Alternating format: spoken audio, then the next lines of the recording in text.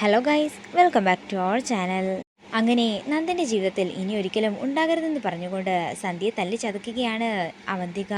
അങ്ങനെ അവന്തിക അവിടെ നിന്ന് പോയതിനു ശേഷം നന്ദൻ അങ്ങോട്ടേക്ക് എത്തുകയാണ്. സന്ധ്യ എന്ന് വിളിച്ചുകൊണ്ട് നന്ദൻ ക്യാബിൻ്റെ ഉള്ളിലേക്ക് കയറുമ്പോൾ കാണുന്നത് മേശപ്പുറത്ത് തലവെച്ച് കിടക്കുന്ന സന്ധ്യയാണ്. നന്ദൻ്റെ വിളി കേട്ടുകൊണ്ട് സന്ധ്യ എഴുന്നേൽക്കുന്നു.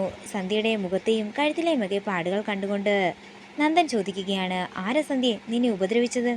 ഇത് കേൾക്കുന്ന സന്ധ്യ വിഷമത്തോടെ ഓടി വന്ന് നന്ദനെ കെട്ടിപ്പിടിച്ച് പൊട്ടിക്കരയുകയാണ്. അവന്തികയാണ് ഇങ്ങനെയൊക്കെ ചെയ്തത് എന്ന് പറഞ്ഞുകൊണ്ട് നടന്ന കാര്യങ്ങളെല്ലാം തന്നെ സന്ധ്യ നന്ദനോട് പറയുന്നു. ഇതെന്താണെങ്കിലും ഇങ്ങനെ വെറുതെ വിടാനായി ഞാൻ ഉദ്ദേശിച്ചിട്ടില്ല. അവൾക്ക് നല്ലൊരു തിരിച്ചടി തന്നെ ഞാൻ കൊടുത്തിരിക്കും, ഒരിക്കലും മറക്കാത്തയൊന്ന് എന്ന് പറഞ്ഞുകൊണ്ട് ദേഷ്യത്തോടെ നന്ദൻ നേരെ നെല്ലിശ്ശേരിയിലേക്ക് പോകുന്നു.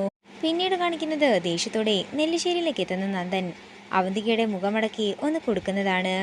എന്നിട്ടും ദേഷ്യം തീരാത്ത നന്ദൻ അവന്തികയെ തലങ്ങും വിലങ്ങും തല്ലുന്നു.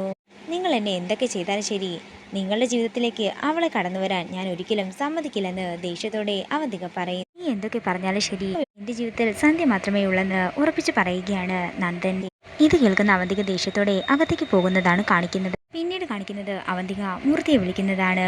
ഇനി എന്താണെങ്കിലും നന്ദൻ എൻ്റെ ജീവിതത്തിൽ ആവശ്യമില്ലെന്നും നന്ദൻ്റെ വിധവയായിട്ടാണെങ്കിലും എനിക്ക് നെല്ലിശ്ശേരിയിലെ മൂത്ത മരുമകളായി കഴിഞ്ഞാൽ മാത്രം മതിയെന്നും അവന്തിക പറയുന്നു. എത്രയും പെട്ടെന്ന് നന്ദനെ തീർത്തേക്കാനും അവന്തിക മൂർത്തിയോട് പറയുകയാണ്. പിന്നീട് കാണിക്കുന്നത് ചോരയിൽ കുളിച്ചു കിടക്കുന്ന നന്ദനെ സന്ധ്യ ഹോസ്പിറ്റലിൽ എത്തിക്കുന്നതാണ്. വിവരങ്ങൾ അറിഞ്ഞ് സച്ചിയും അർച്ചനയും അങ്ങോട്ടേക്ക് ചെല്ലുന്നു. അതേസമയം മൂർത്തി അവന്തികയെ വിളിക്കുകയാണ്. അവന്തിക മേഡം പറഞ്ഞതുപോലെയൊക്കെ തന്നെ ചെയ്തിട്ടുണ്ടെന്നും ഹോസ്പിറ്റലിലേക്ക് കൊണ്ടുപോകാൻ നേരം ചെറിയൊരനക്കം മാത്രമേ ഉണ്ടായിരുന്നുള്ളൂ, എന്താണെങ്കിലും അവൻ രക്ഷപ്പെടാനേ പോകുന്നില്ലെന്നും മൂർത്തി പറയുന്നു. ഇത് കേൾക്കുന്ന അവന്തികയ്ക്ക് സന്തോഷമാവുകയാണ്. പിന്നീട് കാണിക്കുന്നത് നെല്ലിശ്ശേരിയാണ്. നന്ദനെ വണ്ടിയിടിച്ച കാര്യം പറഞ്ഞ് ആകെ തകർന്നു നിൽക്കുന്ന സേതുവിനെയും മറ്റുള്ളവരെയുമാണ് കാണിക്കുന്നത്. അങ്ങനെ എല്ലാവരും ഹോസ്പിറ്റലിലേക്ക് ചെല്ലുന്നു.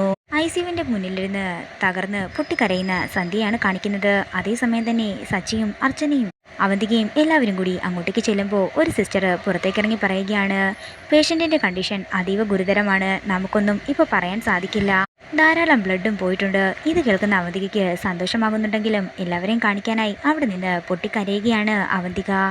അവന്തികയെ സംശയത്തോടെ നോക്കുന്ന അർച്ചനയും സച്ചിയും കാണിച്ചുകൊണ്ട് പ്രൊമോ വീഡിയോ ഇവിടെ തീരുകയാണ്. വീഡിയോ ഇഷ്ടമായെങ്കിൽ മറക്കാതെ ലൈക്ക് ചെയ്യുക, ഷെയർ ചെയ്യുക, കമൻറ്റ് ചെയ്യുക. കൂടുതൽ സീരിയൽ അപ്ഡേറ്റ്സിനായി മറക്കാതെ സബ്സ്ക്രൈബ് ചെയ്യുക.